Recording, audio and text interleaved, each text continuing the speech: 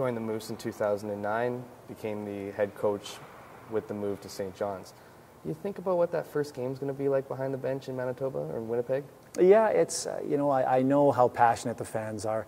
I've been in the MTS Center, obviously, in different aspects, between the Moose and different scenarios there. But yeah, it'll be an exciting one to, you spend your 4 years in St. John's behind the bench, and now for a chance to do the same in your home province. As I said earlier, it's an honor for me to do that. What can fans expect to see in any given Moose game?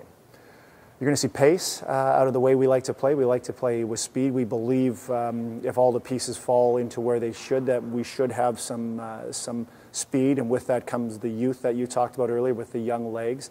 A lot of structure to the game, making sure that we're in areas of the ice that we can retrieve pucks and play in the offensive zone, and an aggressive style in the way that it's not a lot of time and space allowed to the opposition. So that's what you hope for when you look at what you potentially could have if you have all your pieces in place in your lineup.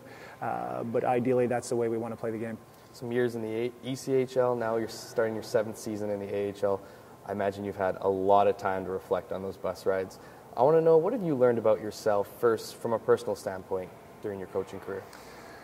Well, again, with me, it's I've been called OCD before. I like things to run a certain way, but I've also learned over the years that sometimes they don't go as smoothly as you'd hope they would go when you're talking about expectations of certain areas. For me, I've learned that the players themselves, the young guys, you have to realize that they are young. They're coming in as 20-year-old, 21-year-old young men that still. We teach them as a staff what we expect out of them, but there also is a huge element of that is just the maturing process of them getting older and just becoming more mature young men. So that's something that over the years that has really jumped off the page as well, that as much as you'd like for them to be in a certain area at certain check-off points of the year, there's a huge part of it that just is them gaining some experience and getting older. There's always that different type of coach. There's the hard knock, like the Mike Keenan, that mix between stern and player coach, like as you see with Paul Maurice.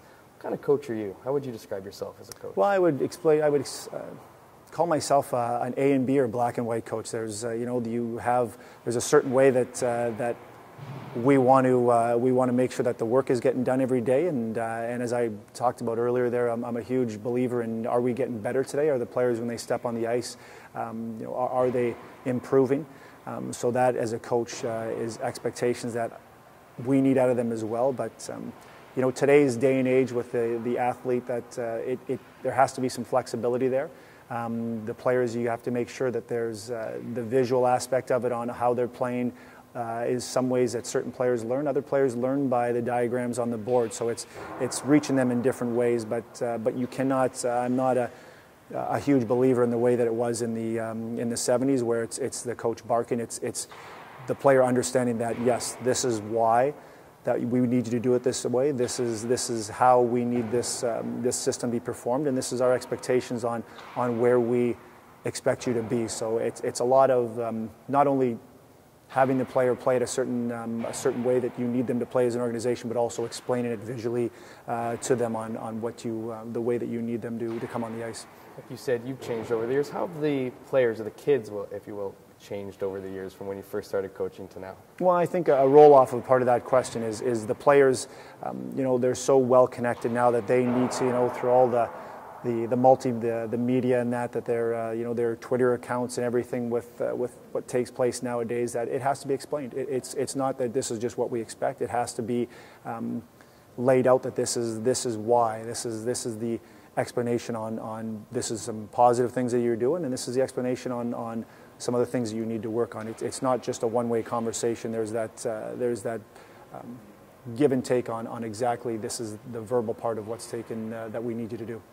Obviously, growing up in Thompson, did you ever think that you would be working for an organization like True North, and how has your time in True North been? Well, growing up in Thompson, there wasn't much else to do up there but play hockey. So, and I was up there for a short amount of time. My father worked in the mine up there, but moved down to the majority of my time was spent in the Selkirk area. But You know, as I got on in my career as a player, I was always interested in the X and O's part of it, the you know, different ways that coaches approach the game. I was fortunate enough to play for a lot of coaches that went on to work in the National Hockey League. I was fortunate enough as an assistant coach to work with a lot of coaches that, again, had success at the National Hockey League level.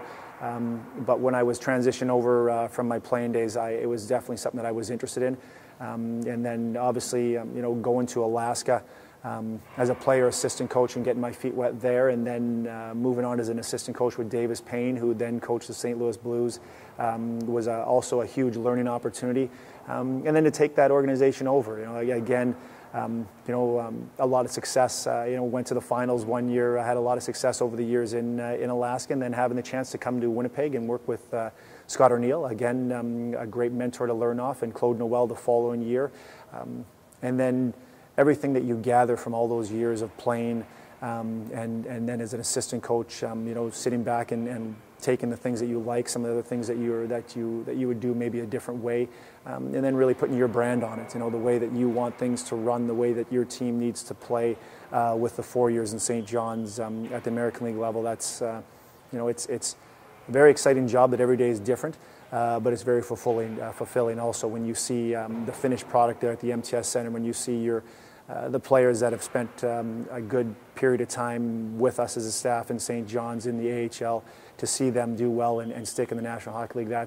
That for all of us as a staff, that's what it's all about. The final one, you mentioned them, a few of them: Scott O'Neill, Claude Noel, Randy Carlyle. Others who have been here before you moved on to the NHL. Is that where you find yourself, especially as young as you are at 41? Find yourself maybe going to the NHL later on? Yeah, I definitely have aspirations to get to the National Hockey League, without a doubt.